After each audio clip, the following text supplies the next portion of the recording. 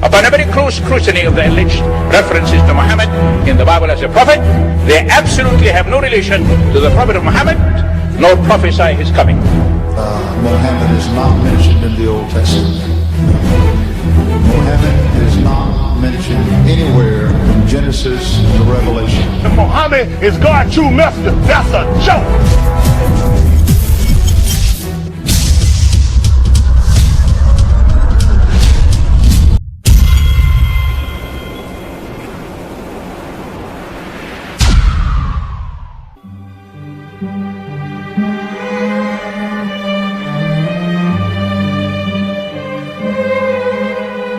Lo, we inspire thee as we inspired Noah and the prophets after him, as we inspired Abraham and Ishmael and Isaac and Jacob and the tribes, and Jesus and Job and Jonah and Aaron and Solomon, and as we imparted unto David the Psalms.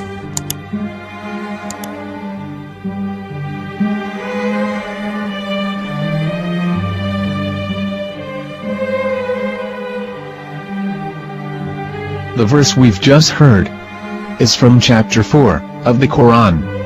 In the verse, God is affirming to humanity that Muhammad is indeed the recipient of a divine guidance, just as Noah, Abraham, and the rest of the prophets. However, some Christians and Jews today don't believe that Muhammad was a prophet and the covenant that God made with Abraham. And since the Quran is not their book of authority, in this video I'm going to show you that the book you're holding in your hands contains the name off the seal of prophethood, the Prophet Muhammad.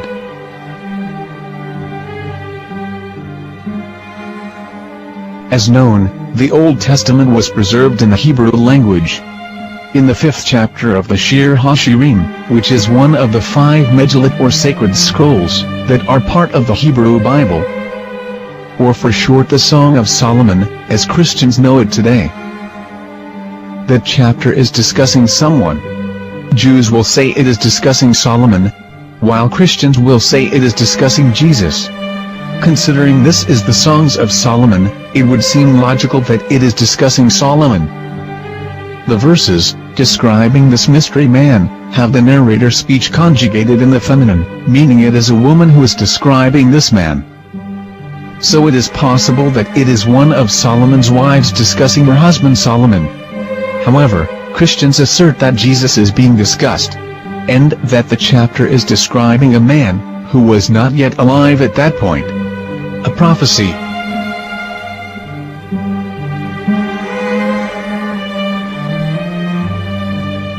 In reading the English translation of Song of Songs 5:16, it finishes the description by saying, "He is altogether lovely," but what most people don't know is that the name of that man was given in the original Megillat. Here is verse 16, and how it is written in ancient Hebrew, before introducing the vowels, in the 8th century. From the Hebrew Bible, on scripturetext.com.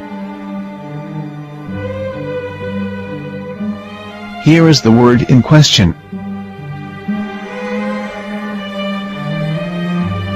This word is made of 4 letters.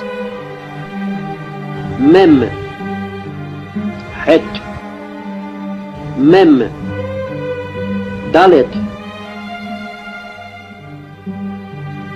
Now when reading the word as it is written in its original form, with no vowels, it can be read as Muhammad, which is the name of the Muslim prophet, or as Mahmad with no A after the H. According to Ben Yehuda's Hebrew English Dictionary, it is correctly pronounced as Muhammad, not Mahmad. So how we're going to know for sure if it's pronounced as Muhammad, the Muslim prophet, or as Mahmad, a random Hebrew word? The only way is to give the verse to a rabbi and say to him, "Please read." Here is the Song of Songs 5:16, and how it is read by a rabbi from a Hebrew Jewish site. Please notice, the im in Hebrew is a plural of respect. Hiko mamtakim vechullo Mahamadim ze dodi vezer'i benot Yerushalayim. Hiko mamtakim vechullo Muhammad, Muhammad, Muhammad, Muhammad, Muhammad, מחמדים, זה דודי וזה רעי בנות ירושלים.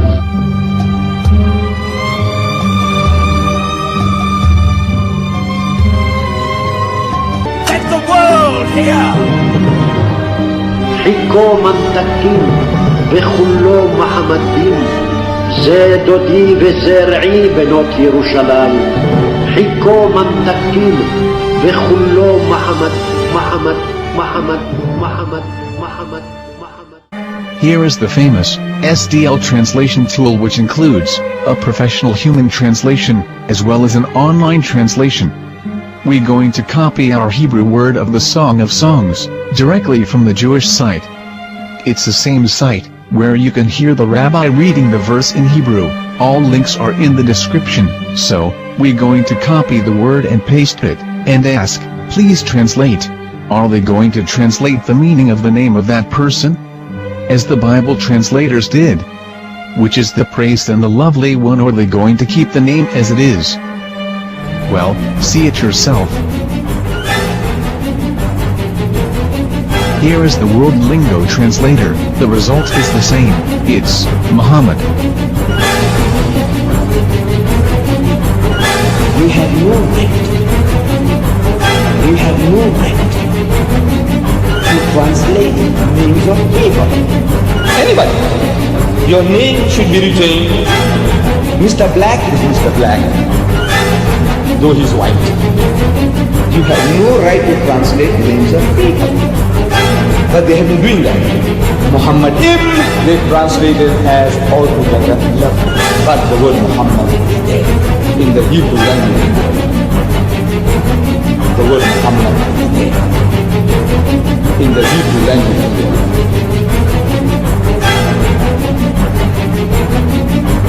I will tell you a story from my own personal experience. Years ago, I used to spend every Sunday afternoon in a place called Speaker's Corner. And in my years down there, I got to know a Jewish rabbi. He was a very nice man. He used to listen to me, and he was always very polite and talked about Islam in a very nice way.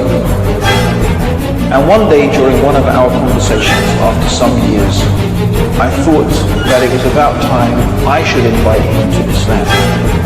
So I said to him, you know, my friend, we have been talking now for many years, and even you have admitted to me that Muhammad is a prophet. So why then do you not embrace Islam? He said to me, we Jews, we never change our religion. I said, but half of the rabbis of Medina became Muslim. He said, that is true, but still, we Jews never change our religion. I thought, what can I say to him? He looked at me and said, listen to me, my friend. God sent to us a prophet Moses, and we didn't even listen to him. Do you think we're going to listen to another prophet after him? From another tribe? From another people? When he said that, I had nothing left to say. He knew that Muhammad was a prophet. In fact, another rabbi also came up to me and he said to me, we know Muhammad is a prophet, and he quoted to me a passage from the Bible.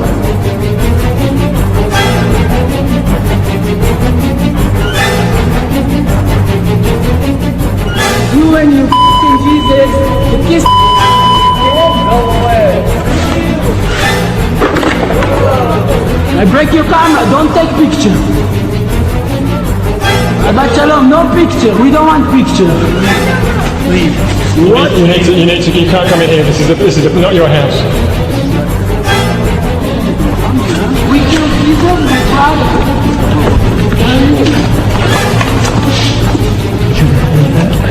We kill Jesus, we try. We kill Jesus, we